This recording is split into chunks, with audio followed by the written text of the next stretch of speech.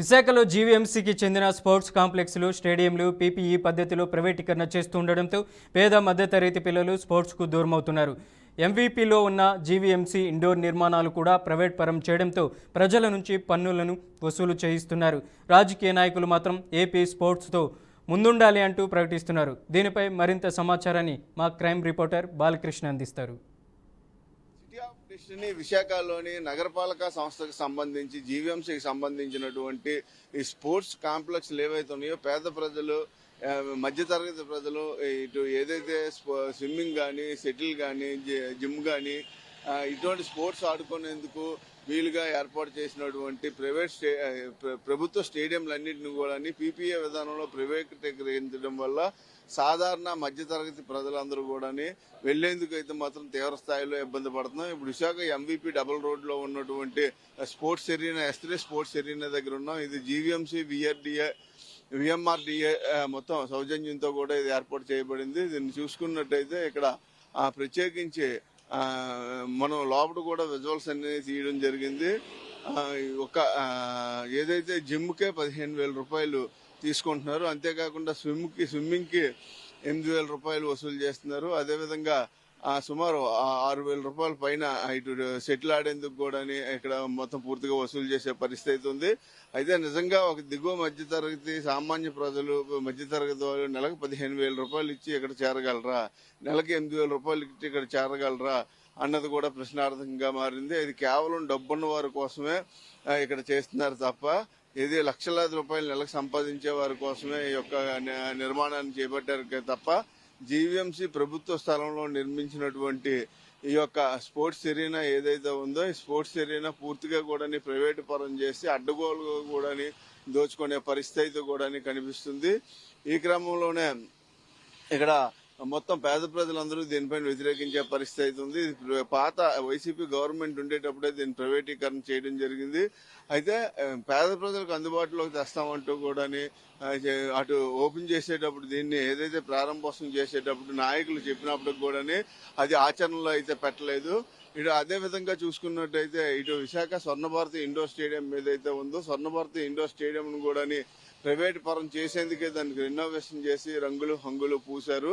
దాన్ని కూడా ప్రైవేట్ పరం చేస్తారు, దానికి కూడా వేలాది రూపాయలు నెలకి వసూలు చేస్తారు అంటూ కూడా అనేక ఆరోపణలు వినిపిస్తున్నాయి. అదేవిధంగా ఎన్నో సంవత్సరాలుగా విశాఖ జీవీఎంసీ పరిధిలో ఉన్నటువంటి ఆర్కే బీచ్ కాళీమాత టెంపుల్ పక్కన ఉన్నటువంటి స్విమ్మింగ్ పూల్ ఏదైతే ఉందో స్విమ్మింగ్ పూల్ లో రోజు వందల మంది, వేల మంది ప్రజలు వెళ్లి, సామాన్య మధ్యతరగతి ప్రజలందరూ వెళ్లి అక్కడ మొత్తం స్విమ్మింగ్ చేసేవారు. వాళ్ళందరికి కూడా రీజనబుల్ రేట్లు 500-1000 రూపాయల లోపు రేట్ ఉండేది ఒకరికి.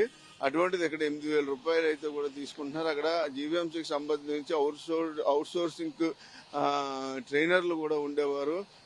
వాళ్ళందరూ కూడా ట్రైనింగ్ ఇచ్చి చక్కగా కూడా స్విమ్మింగ్ అది నేర్పించేవారు.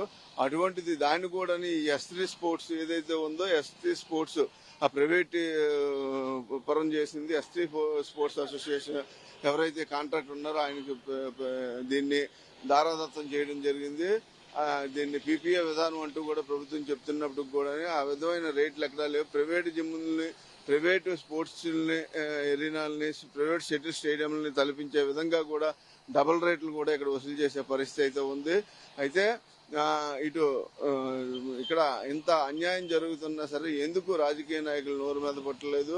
ఎందుకు ఇప్పుడు ఉన్నటువంటి ప్రజాప్రతినిధులు, నగరపాలక సంస్థది ప్రభుత్వ సొమ్ము ప్రభుత్వ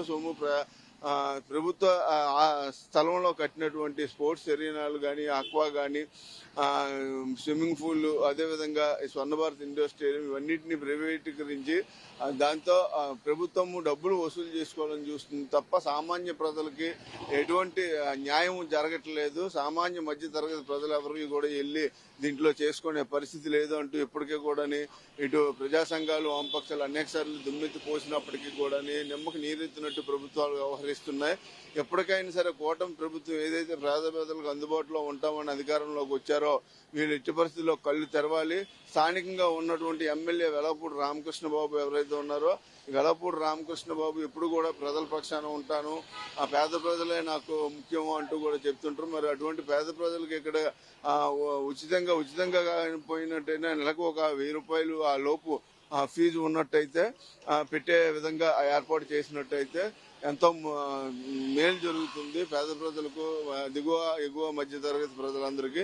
అంతేగాని నెలకు 15,000 రూపాయలు కట్టి ఇక్కడ జాయిన్ అవ్వడం అంటే ఒక సాధారణ వ్యక్తి నెలకి వచ్చే జీతమే 15,000 రూపాయలు ఉంటుంది. అటువంటి సాధారణ పేద ప్రజలు ఏ విధంగా ఇందులో శిక్షణ తీసుకోగలరు, ఇందులో ట్రైనింగ్ నేర్చుకోగలరు, ఇందులో స్విమ్మింగ్ చేయగలరు, రోజు ఆరోగ్యాన్ని కాపాడుకోగలరు. దీన్ని యోగాంధ్ర కార్యక్రమాన్ని పెట్టి యోగా చాలా ముఖ్యము, యోగా ప్రతి ఒక్కరూ చేయాలి, ప్రభుత్వం అన్ని సౌకర్యాలు కల్పిస్తుందని సాక్షాత్ ప్రధానమంత్రి నరేంద్ర మోదీ, చంద్రబాబు నాయుడు చెప్పడం జరిగింది. అయితే ఇక్కడ ఓన్లీ కేవలం యోగా చేయడానికే 3,000 రూపాయలు వసూలు చేసే పరిస్థితి కూడా కనిపిస్తుంది. ఇటువంటివి నగరపాలక ప్రభుత్వము ప్రజల దగ్గర నుంచి లక్షలాది రూపాయల ట్యాక్సులు వసూలు చేస్తూ ఆ సొమ్ముని ఆ ప్రజల సౌకర్యార్థం వినియోగించాలి. ప్రజలకు ఇక్కడ అభివృద్ధి చేయాల్సింది పోయి ప్రజల దగ్గర నుండి తిరిగి దోచుకునే విధంగా కూడా అన్ని ప్రభుత్వాలు తయారయ్యి ఇప్పటికైనా సరే ప్రభుత్వం కళ్ళు తెరిచి ఇటువంటి స్పోర్ట్స్ కాంప్లెక్స్లు ఏవైతే ఉన్నాయో పేద ప్రజలకు అందుబాటులో వచ్చే విధంగా రేట్లు తగ్గించి పీపీఏ విధానాన్ని తీసివేసి లేదా పీపీఏ విధానాన్ని కొనసాగించినా సరే రీజనబుల్ రేట్స్ 1,000-2,000 ఉండే విధంగా కూడా ఏర్పాటు చేయాలంటూ కూడా ప్రజా సంఘాలు అదేవిధంగా ప్రజలు కూడా డిమాండ్ చేస్తున్నారు. లేనట్టయితే ఇదే కొనసాగినట్టయితే ఏదైతే వైసీపీ ప్రభుత్వానికి పట్టిన గతే ఇటు టీడీపీ ప్రభుత్వానికి కూడా పడుతుంది.